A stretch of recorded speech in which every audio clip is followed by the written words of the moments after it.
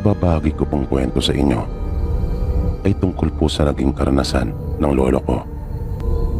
Bali tatay po siya ng mama ko. Kilala po siya sa kanilang lugar, doon sa kanilang probinsya bilang isang mahusay na manggagamot. Naisipan ko pong ibahagi ang kanyang kwento ng pakikipagsapalaran dahil sa marami pong mapupulot na aral. Hanga po kasi ako sa naging paninindigan niya.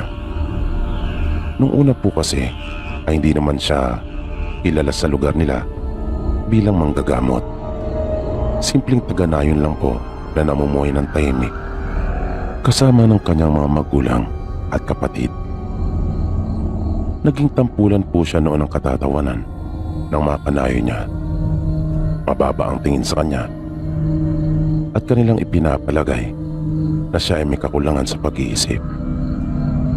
Pero dahil sa kanyang matibay na paniniwala at paninindigan, ay hindi niya hinayaang masira iyon ng mga masasakit na salita ng mga tao na nakapaligid sa kanya.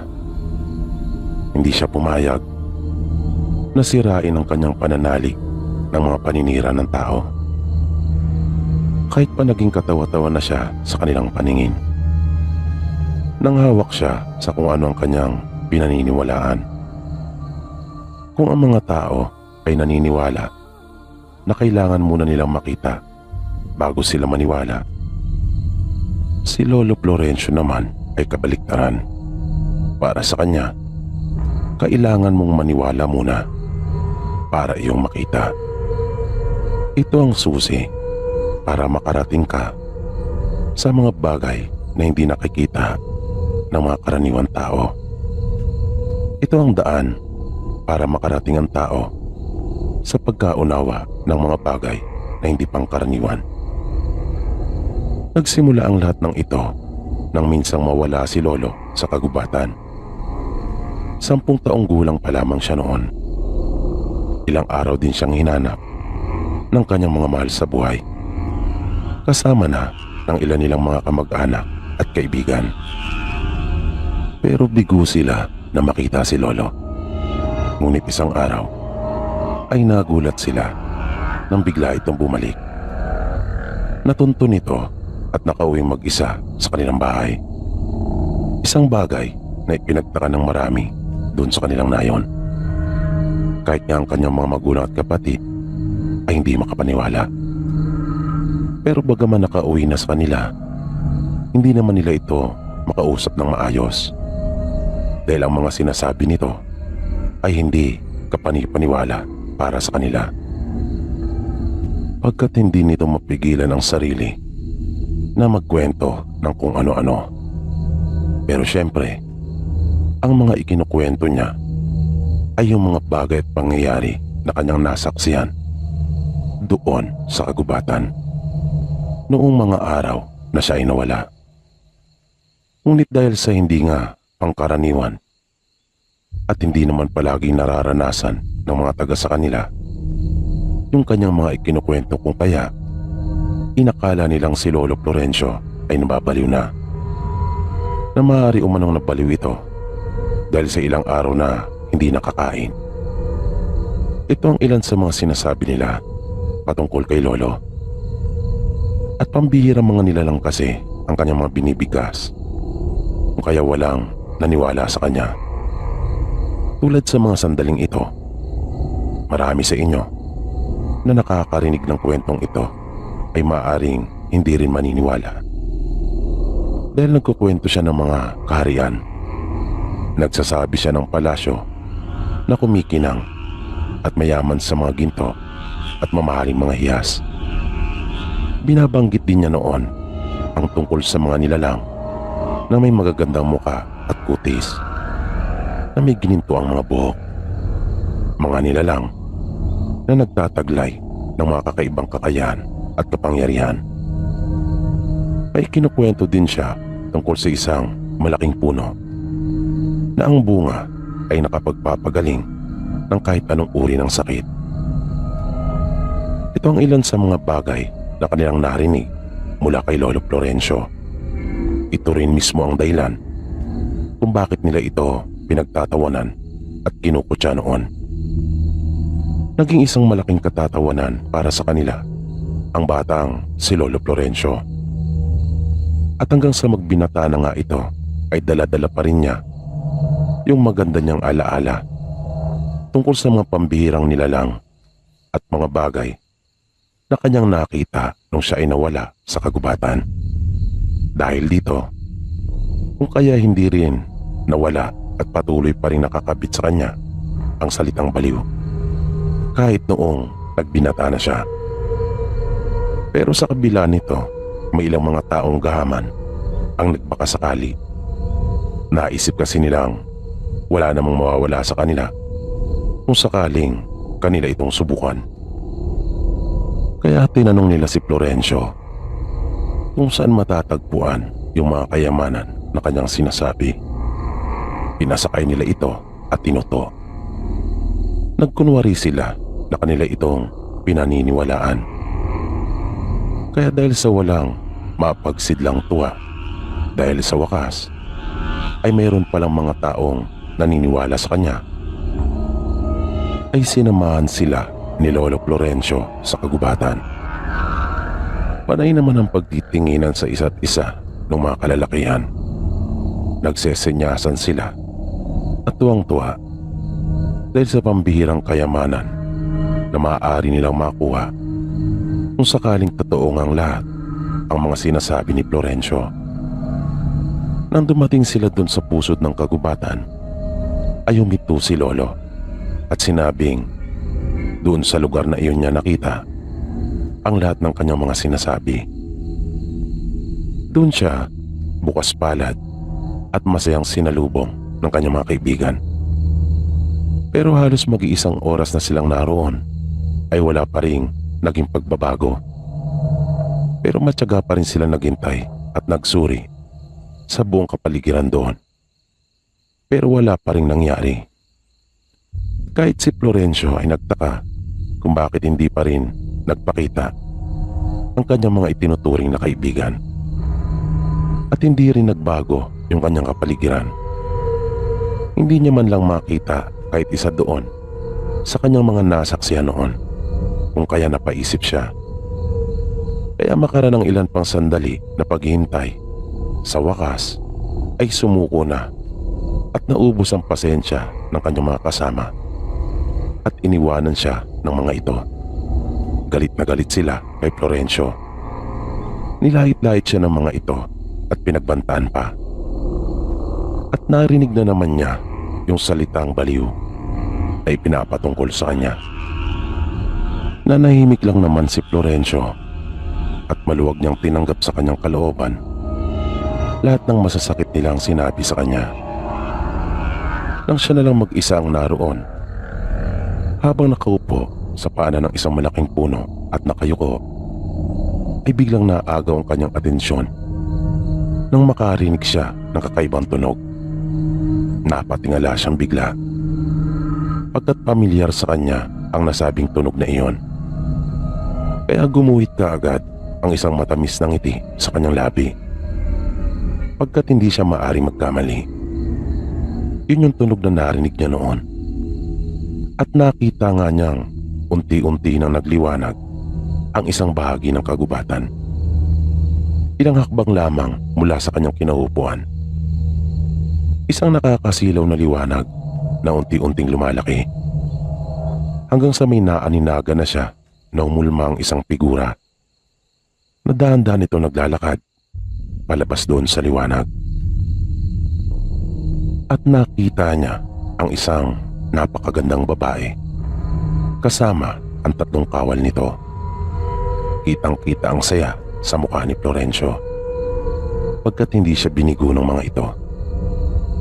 Mabilis siyang tumayo at nang magkaharap na sila ay sinabi sa kanya ng babae na hindi niya dapat dinala yung kanyang mga kanayon doon dahil hindi malinis ang kanilang mga puso.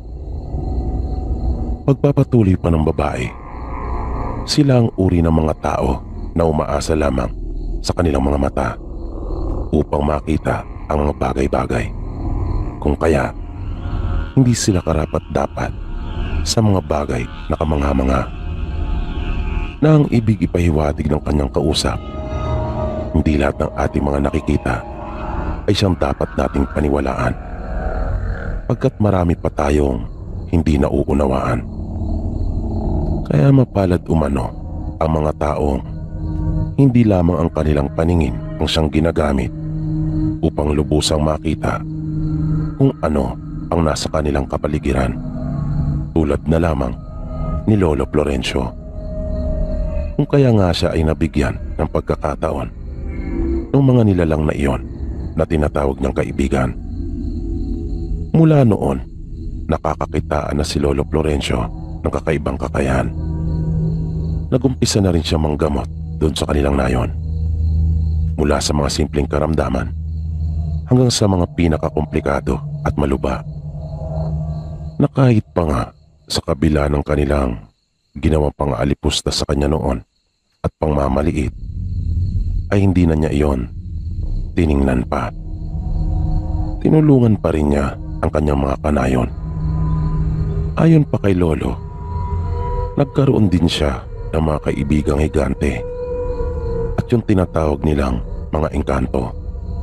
Pero para sa kanya, hindi engkanto ang kanyang pagtuturing sa kanila, pagkat ibang-iba at malayong-malayo ang mga ito sa madalas nating napapanood sa mga pelikula na engkanto. Mataas ang kanilang kaalaman at sila ay mga uri ng nilalang na mapagmahal sa kapayapaan. Mataas din ang pagpapahalaga nila sa lahat ng uri ng buhay. Pero kahit nagtataglay ng mga pambihirang kakayahan, ay mas pinili pa rin ni Lolo Florencio na mamuhay ng simple. Pero kahit kailan ay hindi niya naranasang maghirap. Pinangilagan din si Lolo ng mga mangkukulam at mangbabarang doon sa kanilang probinsya. Kahit ang mga manlalason at angka ng mga aswang doon sa kanila ay kinatakutan siya. Pero mayroon pa rin hindi kumikilala sa kanyang kakayahan at sinubukan ang kanyang husay, dahil hindi ito makapaniwala na ang isang dating baliw ay masigit na ang kakayahan kesa sa kanila.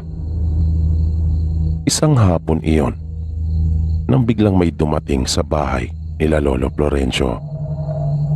Isang lalaki na may kalakihan at matipuno ang kanyang pangangatawan. Malaki at malalim ang kanyang boses. Sa labas ng bakuran ay sumigaw ito at kanyang pinapalabas si Lolo. Kung kaya napahintong bigla si Lolo Florencio sa kanyang ginagawa at sinilip kung sino yung tumatawag sa kanya. Naramdaman niya kaagad yung negatibong enerhiya ng lalaki.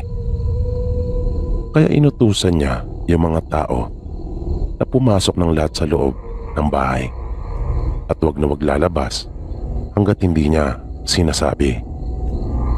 Lumabas si Lolo at lumakad papunta sa kinaroroonan ng lalaki. Nang nasa harapan na siya nito, ay kaagad niya itong tinanong kung ano ang pakay. Pero sa halip na sagutin siya nito, ay nagtanong ito kung siya raw ba si Florencio. Tumango naman si Lolo at sinabing ako nga. Sabay tanong kung ano ang kanyang may paglilingkod dito. Tumawang bigla nang nakakainsulto yung lalaki at sinabing kailangan na siyang mawala. At kasunod noon ay bigla na nitong hinugot ang kanyang mahabang itak at walang sabi-sabing tinaga si Lolo. Nagsigawan ang mga tao dahil sa kanilang nakita, pero kasabay din noon ay namangha sila dahil hindi umiwas si Lolo o sinanggaman lamang yung itak ng lalaki. Hinayaan lang niya iyon na tumama sa kanya. Nagtaka naman yung lalaki at sa mismong pagkakataon na iyon ay nakumbinsi na siya na totoo ang lahat ng kanyang naririnig patungkol kay Lolo, dahil hindi man lang nagdulot kahit ng maliit na sugat yung ginawa niyang pagtaga. At naramdaman niya ang kakaibang tigas nang tumama ang kanyang itak kay Lolo. Pakiramdam niya ay parang tumaga siya ng isang solidong bakal. At nakatingin lang sa kanya si Lolo na medyo nakatingala. Dahil nga sa mas mataas di hamak sa kanya yung lalaki. Dahan-dahang ibinalik ng lalaki yung kanyang itak sa lalagyan nito. Humingi ito ng dispensa at nakiusap na kung maaari ay maging magkaibigan na lamang sila. Wala namang naging reaksyon si Lolo Florencio. Nakatingin lang siya sa mukha nito. Pero matyaga pa rin naghintay yung lalaki sa kanyang sagot. Kaya sinabi niyang magbago na muna ito ng kanyang lakad. Nang tinutukoy ni Lolo ay baguhin niya yung mga masasama nitong gawain at tumalikod na si Lolo. Tumango naman yung lalaki at nagpasalamat. Salamat daw sa pagtanggap nito sa kanya bilang kaibigan. Biglang napalingon muli si Lolo sa lalaki at inulit ang kanyang sinabi. Baguhin mo muna ang lakad mo, wika ni Lolo. At doon palang naunawaan ng lalaki ang ibig nitong sabihin na hanggat hindi pa siya nagbabago ay hindi pa rin sila magkaibigan ni Lolo. Nagawin niya muna at ipakita na nagbago na siya. Marami pang mga naging pakikipagsapalaran at pakikipaglaban si Lolo sa mga aswang at sa iba't ibang elemento, pero mahirap namang ikwento dahil hindi ko alam yung buong detalye. Ngunit ang nais kong ipapansin sa inyo ay yung mga naging paniniwala ni Lolo. At isa nga rito yung sinasabi niya na sa halip na to is to believe, dapat ang maging paniniwala natin ay believe first, then you will see. Dahil sa ganitong paraan, mas mabubuksan hindi lamang ang ating mga mata, kundi na rin ang ating mga pangunawa sa mga pambihirang bagay na hindi pa nauunawaan ng napakaraming tao. Mula nang marinig ko ito, ay ganito na rin ang naging paniniwala ko. Ito na ang aking ibinuhay. At kahit pinagtatawanan pa ako pagka minsan at nagmumukhang baliw sa paningin ng iba, ay hindi ako bumibitiw sa kung ano ang aking pinaniniwalaan.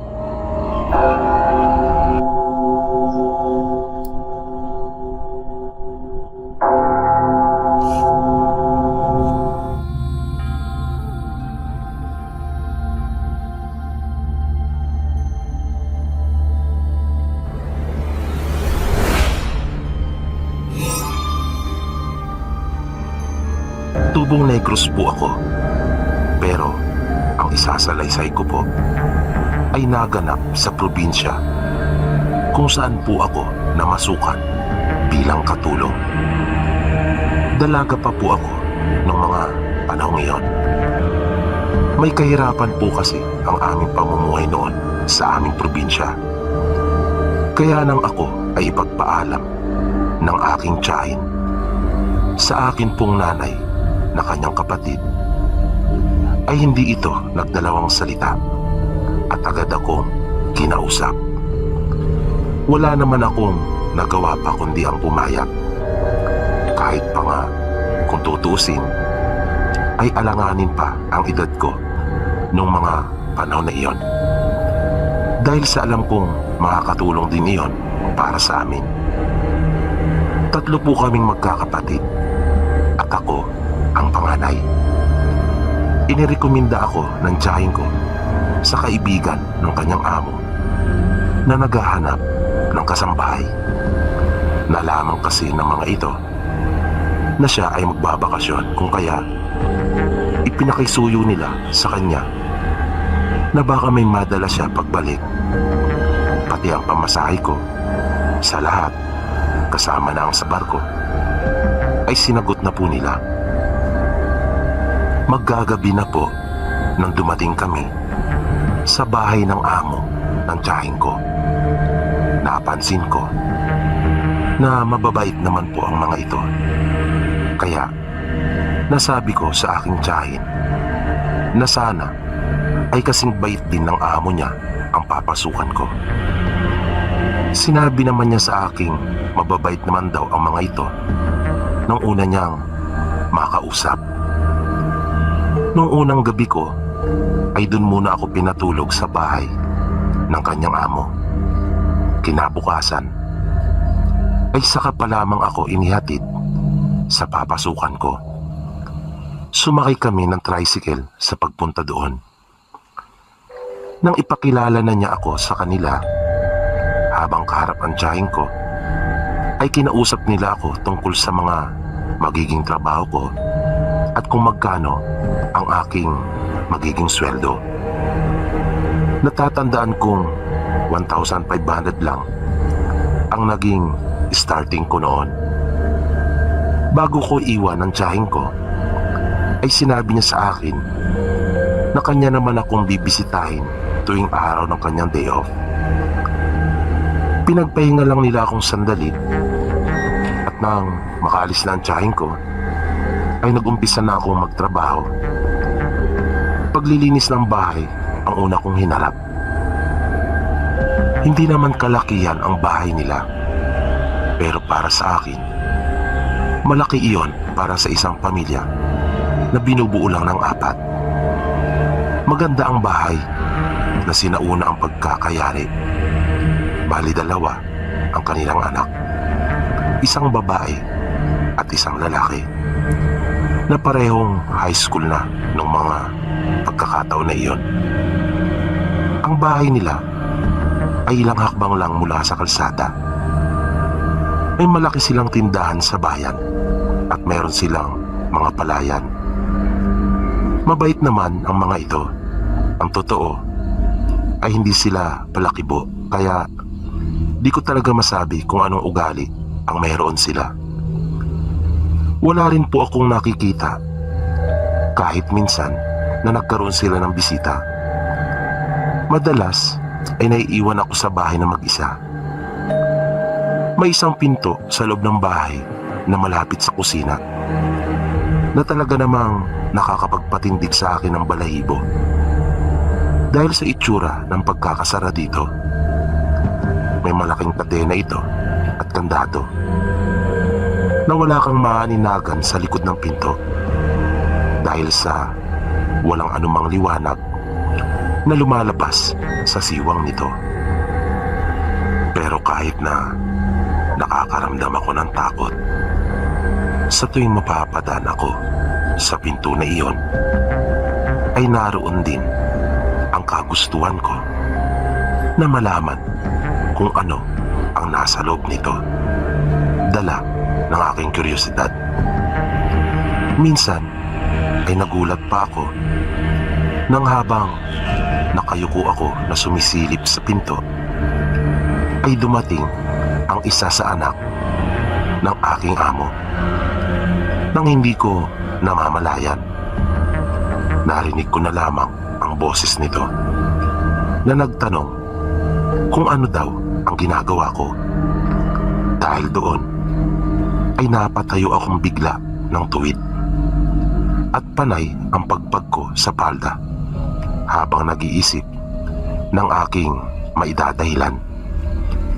Sinabi ko na lang sa kanya na nakarinig ako ng ingay sa loob na parang may mga pusang naghahabulan, kaya binubugaw ko. Dagdag ko pa, ay gusto ko rin sanang linisin iyon. Sumagot ito at sinabing malabong magkaroon ng pusa sa loob dahil sa wala naman daw itong madaraanan para makapasok.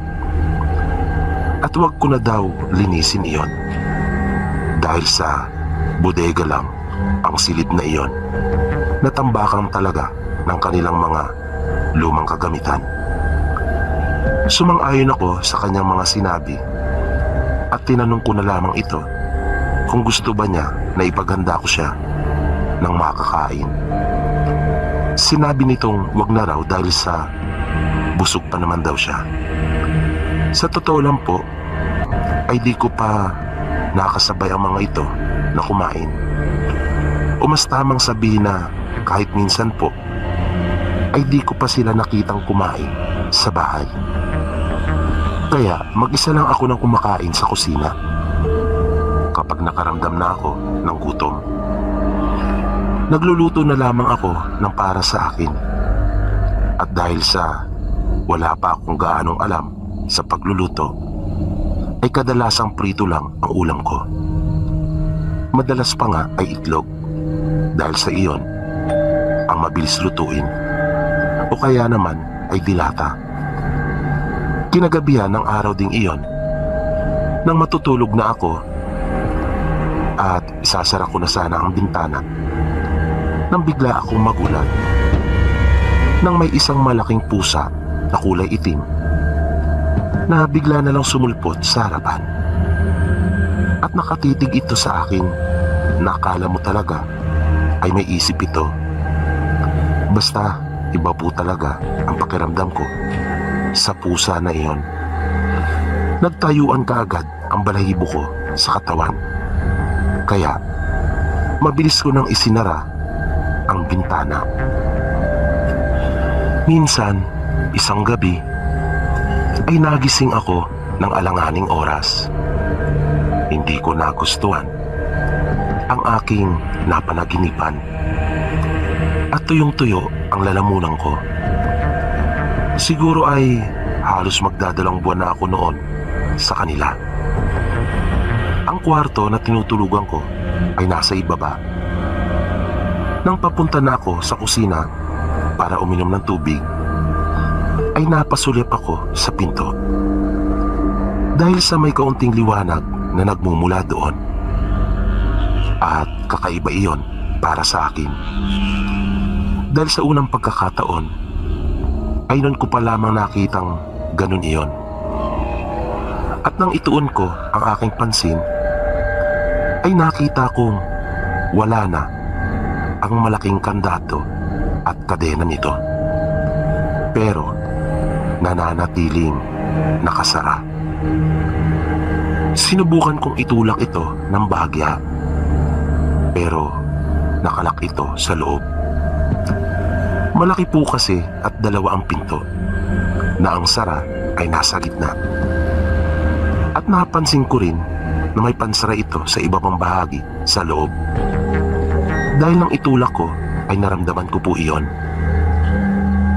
Ilang sandali lang ay may narinig akong tunog na nagmumula sa loob. Ingay iyon na parang umaalingaw-ngaw. Kaya lalong nakapagdulot iyon sa akin ng pagtataka. Tumindi pang lalo ang kasabigan ko na malaman kung ano ang mayroon doon. Bagaman may kaunting kaba akong nararamdaman. Nang lumakas na ang ingay, ay iyon na ang pagkakataon na nahintakutan na ako. At di ko na kinaya pa iyon. Kaya nagmamadali akong dumiretso ng kusina at uminom na ng tubig. Pagkatapos ay patakbo ko ng tinungo ang aking silid, na nang makapasok ako ay isinara ko iyon ng mabuti at iniharang ko pa nga ang isang bangko sa pinto. Habang nakahiga ay patuloy na naglalaro sa isipan ko ang tungkol sa kung ano ang mayroon doon sa kwarto na iyon. Naging malikot ang isip ko sa kung ano ang lumikha ng mga ingay na iyon doon at bakit para itong umaalingaw-ngaw. Hanggang sa di ko na namalayang nakatulugan ko na ang tungkol doon. Nang sumunod na araw ay dumating ang tiyahin ko. Yun pa lang ang una niyang naging pagbisita sa akin. Doon lamang kami sa hardin nag-usap. Ikinuwento ko sa kanya na mayroon akong kakaibang nararamdaman tungkol sa pamilya ng aking mga amo. Sinabi niya sa akin na baka naman guni-guni ko lang daw ang mga iyon at masyado daw akong naapektuhan ng mga napapakinggan kong drama sa radyo. dahil iyon po ang paborito kong libangan. Pero sinabi niya sa akin na gagawa siya ng paraan upang makakuha pa ng impormasyon tungkol sa mag-anak sa kanyang amo. Dahil sa kaibigan nga ng mga ito iyon. At kung mapatunayan daw niya na malalagay ako sa alanganin, ay kanya daw akong susunduin at ipagpapaalam na sila daw ay magdadahilan na lang. Pagkatapos naming makapag-usap, ay umalis na rin ito at nagpaalam na sa akin. Nang sumunod na mga gabi, madalas ay hindi ako dalawin ng antok dahil sa gumugulo sa isipan ko kung may lihim nga bang itinatago ang pamilya na aking pinaglilingkuran. Minsan, habang gising pa ako, ay nakarinig ako ng mga yabag na bumababa sa hagdan. Nang tingnan ko ang orasan, ay pasado 1:00 na noong mga pagkakataon na iyon. Kinabahan ako dahil sa tansya ko ay bumaba silang lahat. Base na rin sa mga yabag na naririnig ko. Nilapitan ko pa ang pinto ng silid kung nasaan ako upang siguraduhin nakasara iyon. Pati ang bintana ng kwarto ay nilapitan ko rin para i-double check bago muling bumalik sa aking higaan. Ngunit hindi ako nahiga. Sa halip ay naupo ako, nayakap ang unan at tinakip ang kumot hanggang sa aking leeg.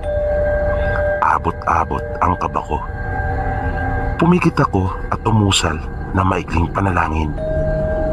Naramdaman ko na doon sila papunta sa silid na nakakandado. Na narinig ko pa ang kadena ng pintuan noon na inaalis. At halatang maingat na tinatanggal iyon, pero dahil sa napakatahimik ay narinig ko pa rin ng bahagya ang pagtunog ng kadena. Nakiramdam pa ako. Napansin ko na nawala na ng tuluyan ang mga mahihinang ingay. Kung kaya naisip kong marahil ay nakapasok na ang mga ito sa silid. Dahan-dahan akong tumayo mula sa pagkakaupo ko sa aking higaan. Kahit kinakabahan ay lumapit ako sa pintuan at dahan-dahan kong binuksan iyon. Nang dumungaw ako ay nagpalingalinga muna ako para siguraduhin wala nang sino man na naroon. Nang matiyak kong wala nang ibang taong naroon maliban sa akin, ay lumabas na ako ng aking kwarto na nakayapak. Di ko rin maintindihan kung anong puwersa ang nagtutulak sa akin para pumunta doon sa silid na iyon. Nang nasa harapan na ako noon, ay nagtaka pa ako kung bakit nakabukas ang pinto ng mga oras na iyon. Dahil dati-rati nang minsang mapadaan ako dito ng halos ganong oras din, ay nakalak ito. Nang pumasok ako ay naging malinaw na ang lahat. Ang inaakala ko palang silid ay isang daanan papunta sa ibaba. May sulo na nakasiga sa gilid ng mga dingding at mayroong hagdan. Dahan-dahan akong bumaba sa mga baitang habang nakadipa ang aking mga kamay na nakahawak sa magkabilang pader. At bagya akong nakayuko na sinisipat kong mabuti ang nasa aking harapan habang sinasanay ang aking mga mata. Maya-maya ay nakarinig ako ng mga boses. Habang patuloy akong naglalakad sa pasilyo. Pagkatapos kong makababa sa hagdan. Habang papalapit ako ng papalapit, ay lalong lumalakas ang mga tinig. At mas lalong nagiging malinaw ang mga ingay na iyon. Hindi mga salita ang naririnig ko, kundi ingay ng mga humahangos na akala mo ay nagmumula sa mga mababangis na hayop. Nang marating ko ang pinakadulo ng pasilyo, ay dahan-dahan akong sumilip. Maingat ako na iniiwasang talaga na makalikha ng kahit anumang uri ng ingay. Nanlaki ang mga mata ko at gusto ko nang sumigaw dahil sa aking nakita.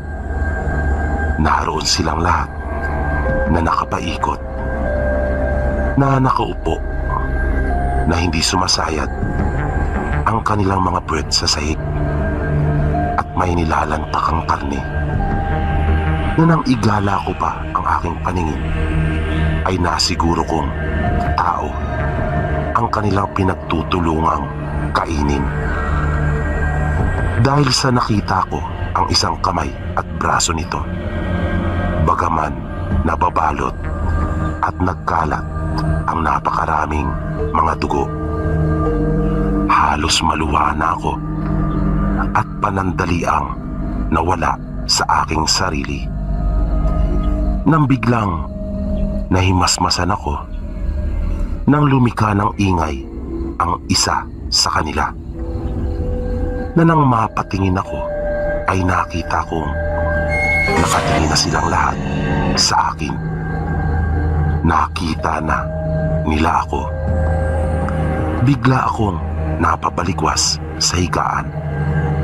Napaupo ako at humihingal. Napakasama ng napanaginipan ko. Nang masapu ko ang aking ulo, ay basang-basa ito sa pawis. Pero ang matinding kabog na nararamdaman ko dahil sa bangungot ay lalong naragdagan nang tila naging totoo ang masamang panaginip kong iyon. Dahil nakarinig ako ng malakas na mga paghangos na nanggagaling sa labas ng aking silid. Halos panghinaan na ako at himatayin dahil malinaw sa panaginip ko ang kanilang mga itsura. Kung kaya, iyon din ang naiisip ko na nasa labas ngayon ng aking kwarto. Hindi na ako nag-isip pa ng kung ano-ano.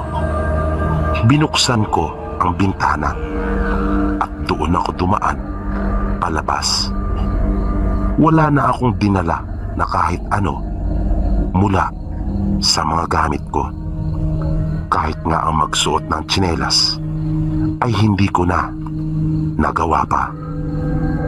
Mabilis kong tinungo ang mababang parte ng bakod na nasa gilid ng bahay, na iniiwasan ko pa rin na makalikha ng kahit anumang ingay. Kahit gustong gusto ko nang umiyak ng mga panahon na iyon, ay pilit kong pinipigilan ang aking sarili. Dahil alam kong mas malalagay ako sa panganib kapag kanila akong narinig. Pinuntahan ko ang aking tiyahin. Sinabi ko ang nangyari, maging ang aking mga nararamdaman. Natawa pa nga ito sa una niyang reaksyon nang kanya akong makita. Pero nang marinig niya akong nagkwento sa garalgal na boses at nanginginig, ay nag-alala din ito. Ilang sandali lang ay lumabas ang babaeng amo ng tiyahin ko at nagtanong kung bakit daw ako naroon ng ganong oras. Ano daw ang problema at kung ano ang nangyari. sunod-sunod na pagtatanong nito. Sinabi na lang namin na may problema sa probinsya kaya kailangan kong makauwi kaagad. Muli nitong tinanong kung bakit alanganing oras naman yata at kung nagpaalam ba raw ako sa aking mga amo. Sinabi ko na hindi ako makatulog dahil sa problema sapagkat kailangan ko na talagang umuwi. Akala ko ay tapos na ang kanyang pagtatanong dahil tatalikod na sana ito sa amin. Pero bigla niya akong hinarap na muli at tinanong kung bakit wala akong suot sa paa kahit tsinelas. Sinabi ko na hinabol ako ng aso sa daan, na napatitig ako sa tiyahin ko nang bigla itong mapatingin sa akin, na parang ipinapahiwatig niyang magsabi na lamang ako ng totoo. Pero ayoko dahil naisip ko na baka kauri din ito ng mag-anak na pinagsisilbihan ko. Sinabi niya sa tiyahin ko na patulugin na muna ako sa kanyang kwarto dahil sa madilim-dilim pa ng mga oras na iyon, at ihatid na lamang daw ako sa pier pagka umaga. Nang mga pasado alas 9 na ay naghahanda na kami ng tiyahin ko para ihatid ako sa pier. Napagkasunduan namin na siya na lamang ang kumuha ng mga naiwan kong gamit at magdala sa aming probinsya. Tutal ay isang bag lang naman iyon. Nang biglang may dumating na mga pulis at ako ang hinahanap.